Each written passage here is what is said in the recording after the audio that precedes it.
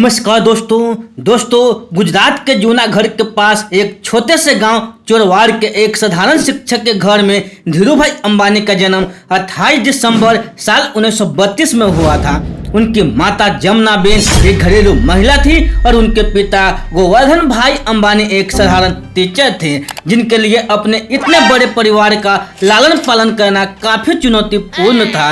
वहीं उनकी नौकरी से घर खर्च के लिए भी पैसे पूरे नहीं पड़ते थे। ऐसे में चार और भाई बहनों के बीच धीरूभाई का शिक्षा ग्रहण करना काफी मुश्किल था। ऐसी स्थिति में धीरूभाई अंबानी को हाई स्कूल की अपनी पढ़ाई बीच में ही छोड़नी पड़ी और अपनी घर की मलिए हालत को देखते हुए परिवार का गुजर बसर करने के लिए अपने पिता के साथ भजिया इत्यादि बेचने जैसे छोटे मोटे काम करने पड़े। दोस्तों, धीरूभाई अंबानी जी का विवाह एवं निजी जीवन। धीरूभाई अंबानी ने गुजरात की कोकिलाबेन से शादी की थी, जिनसे उन्हें दो बेटे मुकेश अंबानी और अनिल अंबानी पैदा हुए एवं दो बेटियां नीना कोठारी और दीप्ति सलांगोकर पैदा हुए थे। दोस्तों, बिजनेस में मिली असफलता के बाद ज्वाइन की नौकरी। धीरूभाई अंबानी ने अपने घर की आर्थिक हालत को देखते हुए सबसे पहले फल और नाश्ता बेचने का काम शुरू किया, लेकिन इसमें कुछ खास फायदा नहीं हुआ। इसके बाद उन्होंने गांव के पास ही एक धार्मिक और पर्यटक स्थल में पकौड़े बेचने का काम शुरू किया गया। दोस्तों, लेकिन यह काम वहां आने जाने वाले पर्यटकों को पूरी तरह से निर्भर था। दोस्तों, जो कि साल के में कुछ समय के लिए ही चलता था। बाद में धीरूभाई जी को अपना यह काम मजबूरन बंद करना पड़ा था। वहीं किसी भी काम में सफल नहीं होने के बाद अपने पिता की सलाह में उन्होंने फिर नौकरी ज्वाइन कर ली। तमाम असफलताएं मिलने के बाद धीरूभाई अंबानी ने अपने बड़े भाई रमनीक की मदद से यमन में नौकरी करने का फैसला लिया। उन्होंने सेल कंपनी के पेट्रोल पंप पर अपनी पहली नौकरी की और करीब 2 साल तक नौकरी करने के बाद वे अपनी कार्य कुशलता और योग्यता के बल पर मैनेजर के पद पर पहुंच गए। हालांकि नौकरी करने के दौरान भी वे हमेशा बिजनेस करने के अवसर तलाशते रहते थे। वे शुरुआत से ही बिजनेस करने का कोई भी मौका अपने हाथ से जाने नहीं देना चाहते थे। शायद उनकी इसी जुनून ने ही उन्हें दुनिया के सबसे सफल बिजनेसमैन की सूची में शामिल किया था।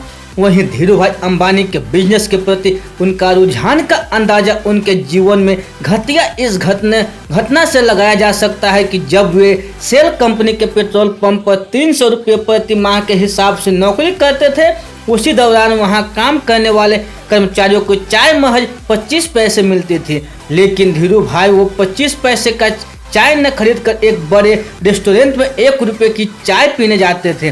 वो ऐसा इसलिए करते थे ताकि उस रेस्टोरेंट में आने वाले बड़े बड़े व्यापारियों की बात सुन सके और बिजनेस की बारीकियों को समझ सके। इस तरह धीरूभाई ने अपने बड़े बिजनेसमैन के सपने को पूरा करने के लिए अपने तरीके से मैनेजमेंट की शिक्षा ग्रहण की और बाद में वे एक सफल बिजनेसमैन बनकर खड़े उतरे।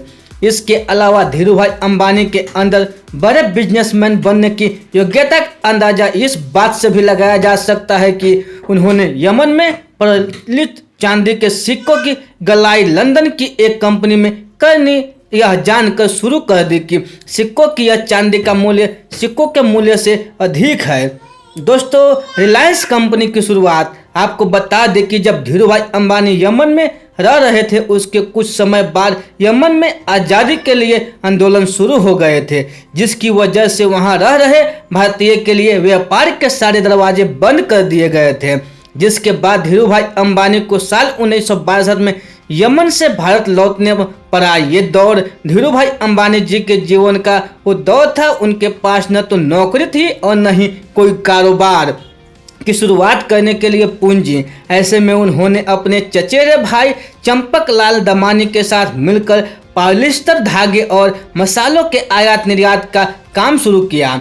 इसके बाद उन्होंने महज 15,000 रुपये की राशि के साथ रिलायंस कमर्शियल कॉरपोरेशन की शुरुआत मस्जिद बंदर नरसिम्हा स्ट्रीट पर एक छोटे से ऑफिस के साथ की थी और यहीं से रिलायंस कंपनी का उदय हुआ।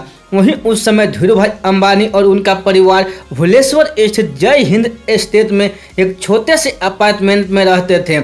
आपको बता दें कि शुरुआती दौर में बिजनेस टाइकून धीरू भाई अंबानी का इरादा पॉलिस्टर यार्न को आयात करने और मसाले निर्यात करने का था। इसके साथ ही आपको ये भी बता दें कि रिलायंस कॉरपोरेशन का पहला ऑफिस नरसिंहनाथन स्ट्रीट में बना था, जो कि महज एक 350 स्क्वायर फीट का एक कमरा था, जिसमें सिर्फ एक टेलीफोन, एक टेबल और 3 कुर्सियां थी।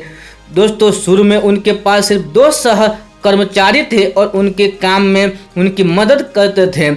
दोस्तों दरअसल धीरू भाई अंबानी और चंपकलाल दमानी दोनों का स्वभाव और बिजनेस करने का तरीका एक दूसरे से बिल्कुल अलग था। इसी वजह से साल 1965 में धीरू भाई अंबानी ने चंपकलाल दमानी के साथ बिजनेस में पार्टनरशिप खत्म कर दी और अपने दम पर बिजनेस की शुरुआत की थी।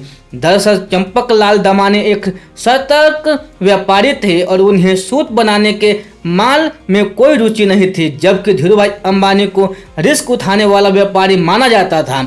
इसके बाद धीरू भाई अंबानी ने सूत के व्यापार में अपनी किस्मत आजमाई और सकारात्मक सोच के साथ इस बिजनेस की शुरुआत की। धीरू भाई अंबानी को अपने माल की कीमत पहले से ही बढ़ने की उम्मीद थी और उन्होंने जो मुनाफा कमाया उनके बिजनेस ग्रोथ के लिए काफ़ी अच्छा था।